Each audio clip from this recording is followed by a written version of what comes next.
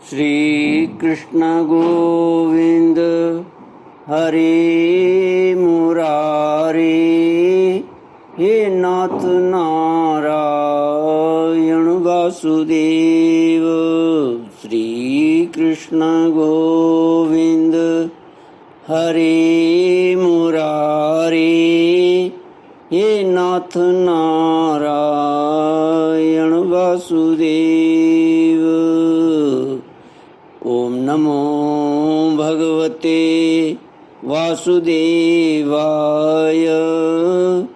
ओम नमो भगवते वासुदेवाय। कृष्णाय वासुदेवाय हरये परमात्मने प्रणतक्लेशनाशाय गोविन्दाय नमो नमः।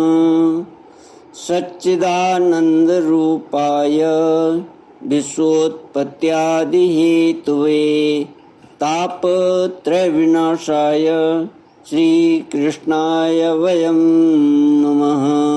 सच्चित आनंद स्वरूप परमात्मा जो सृष्टि के उत्पत्ति, पालन और संहार करता है तथा जीवों के आध्यात्मिक आदि दैविक आदि भौतिक तापों को आध्यात्मिक आदि दैविक आदि भौतिक तापों को नष्ट करने वाले हैं, उन श्री कृष्ण भगवान को हम नमस्कार करते हैं। श्री कृष्ण गोविंद हरे मुरारे, हे नाथ नारायण वासुदेव। श्रीमद्भागवत पंचम स्कंद अथ विंशोऽध्यायः। श्रीमद्भागवत पंचम स्कंद अथ विंशोऽध्यायः। श्लोक 14। श्री शुक उवाच एवं पुरस्तात् क्षीरोदात् परितः उपवेशित शाकद्वीपो द्वात्रिंशल्लक्षयोजनायां समानेन च दधिमण्डोदेन परितो, यस्मिन् शाको नाम मरीरुह स्वक्षेत्र व्यपदेशको, यस्यः महासुरभिगन्धस्तं द्वीपमनुवासयति। श्री सुखदेव जी द्वारा शाक द्वीप, पुष्कर द्वीप का वर्णन। श्री सुखदेव जी कहते हैं, राजन, इसी प्रकार क्षीर समुद्र से आगे उसके चारों ओर 32 लाख योजन विस्तार वाला शाक द्वीप है, जो अपने ही समान परिमाण वाले मट्ठे के समुद्र से घिरा हुआ है। इसमें शाक नाम का एक बहुत बड़ा वृक्ष है, वही इस क्षेत्र के नाम का कारण है। उसकी अत्यंत मनोहर सुगंध से सारा द्वीप महकता रहता है। मेधातिथि नामक इसके अधिपति भी राजा प्रियव्रत के ही पुत्र थे। उन्होंने भी अपने द्वीप को 7 वर्षों में विभक्त किया और उनमें उन्हीं के समान नाम वाले अपने पुत्र पुरोजव, मनोजव, पवमान, धूम्रानीक, चित्ररेफ, बहुरूप और विश्वधार को अधिपति रूप से नियुक्त कर स्वयं भगवान अनंत में दत्त चित्त हो तपोवन को चले गए। इन वर्षों में भी 7 मर्यादा पर्वत और 7 नदियां ही हैं। पर्वतों के नाम ईशान, उरुश्रृंग, बलभद्र, शतकेसर, सहस्रस्रोत, देवपाल और महानस हैं, तथा नदियाँ अनघा, आयुर्दा, उभयस्पृष्टि, अपराजिता, पंचपदी, सहस्रश्रुति और निज धृति हैं।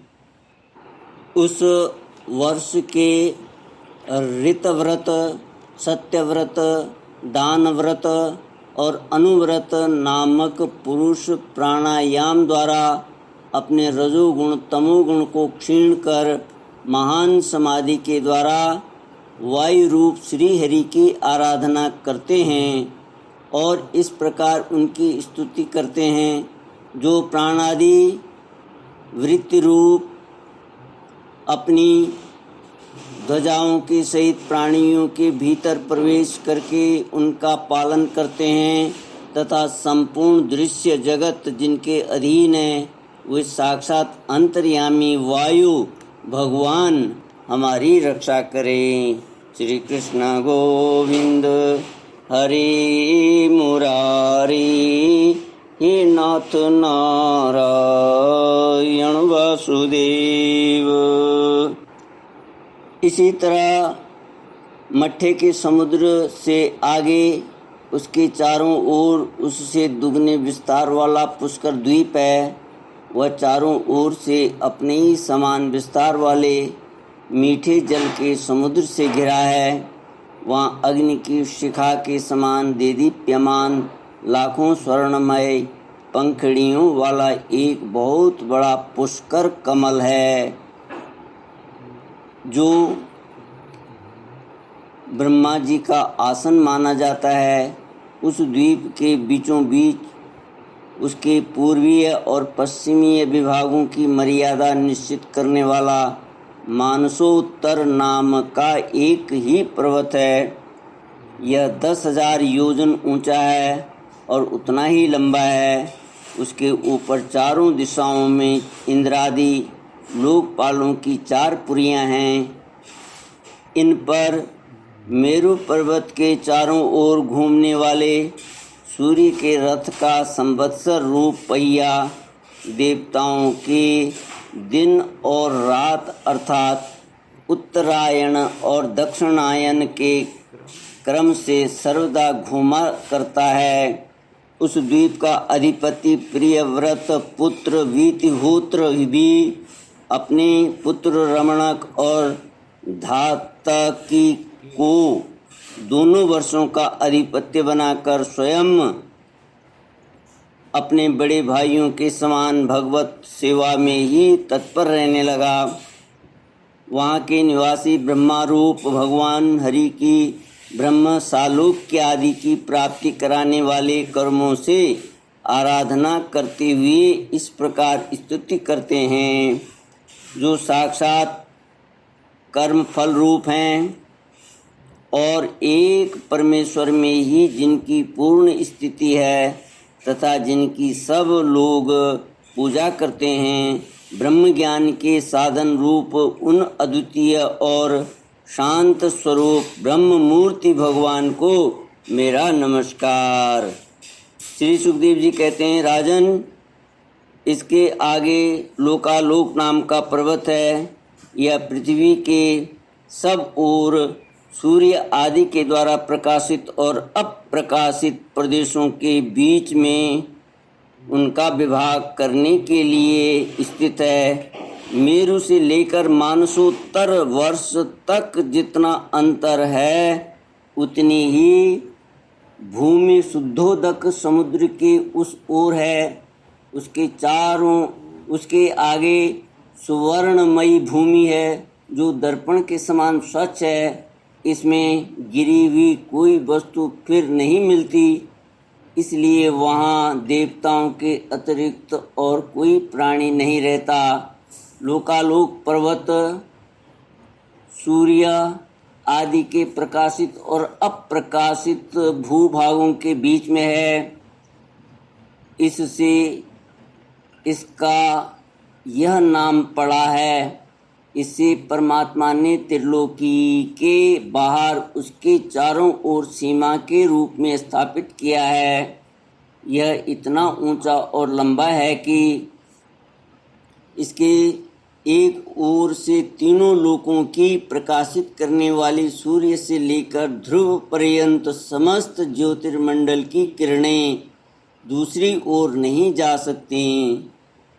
विद्वानों ने प्रमाण, लक्षण और स्थिति के अनुसार संपूर्ण लोकों का इतना ही विस्तार बतलाया है।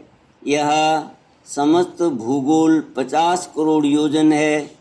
इसका चौथाई भाग अर्थात 12.5 करोड़ योजन विस्तार वाला यह लोकालोक पर्वत है। इसके ऊपर चारों दिशाओं में समस्त संसार के गुरु स्वयंभू श्री ब्रह्मा जी ने संपूर्ण लोकों की स्थिति के लिए ऋषभ, पुष्कर चूड, वामन और अपराजित नाम के 4 गजराज नियुक्त किए हैं।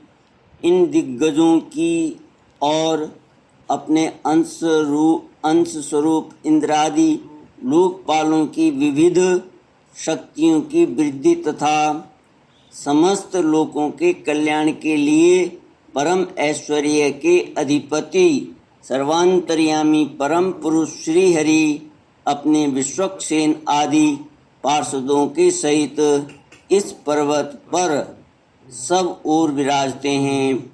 वे अपने विशुद्ध सत्व श्री विग्रह को जो धर्म, ज्ञान, वैराग्य और ऐश्वर्य आदि 8 महासिद्धियों से संपन्न हैं, धारण किए हुए हैं। उनके कर कमलों में शंख, चक्र आदि आयुध सुशोभित है। इस प्रकार अपनी योग माया से रचे हुए विविध लोकों की व्यवस्थाओं को सुरक्षित रखने के लिए वे इसी लीलामय रूप से कल्प के अंत तक वहाँ सब ओर रहते हैं। लोकालोक के अंतर्वर्ती भूभाग का जितना विस्तार है, उसी से उसके दूसरी ओर के अलोक प्रदेश के परिमाण की भी व्याख्या समझ लेनी चाहिए। उसके आगे तो केवल योगेश्वरों की ही ठीक ठीक गति हो सकती है। सुखदेव जी कहते हैं, राजन, स्वर्ग और पृथ्वी के बीच में जो ब्रह्मांड का केंद्र है वही सूर्य की स्थिति है। सूर्य और ब्रह्मांड गोलक के बीच में सब ओर से 25 करोड़ योजन का अंतर है। सूर्य इस मृत अर्थात मरे हुए अचेतन अंड में वैराज रूप से विराजते हैं। इसी से उनका नाम मार्तंड हुआ है। ये हिरण्मय माने ज्योतिर्मय ब्रह्मांड से प्रकट हुए हैं, इसीलिए इन्हें हिरण्यगर्भ भी कहते हैं। सूर्य के द्वारा ही दिशा, आकाश, ध्युलोक, अंतरिक्ष लोक, भूरलोक, स्वर्ग और मोक्ष के प्रदेश, नरक और रसातल तथा अन्य समस्त भागों का विभाग होता है। सूर्य ही देवता, त्रियक, मनुष्य, सरीसृप और लता वृक्ष आदि समस्त जीव समूहों के आत्मा और नेत्रेंद्रिय के अधिष्ठाता हैं। श्री कृष्ण गोविंद हरे मुरारे, हे नाथ नारायण वासुदेव। इति श्रीमद्भागवते महापुराणे पारमहंस्यां संहितायां पंचमस्कंदे भुवनकोश वर्णने समुद्रवर्ष सन्निवेश परिमाण लक्षणों 20ोऽध्यायः। ओम पूर्णमद पूर्णमिदं पूर्णात् पूर्णमुदच्यते पूर्णस्य पूर्णमादाय पूर्णमेवावशिष्यते। ओम शांति शांति शांति। हरि ओम श्री गुरुभ्यो नमः। हरि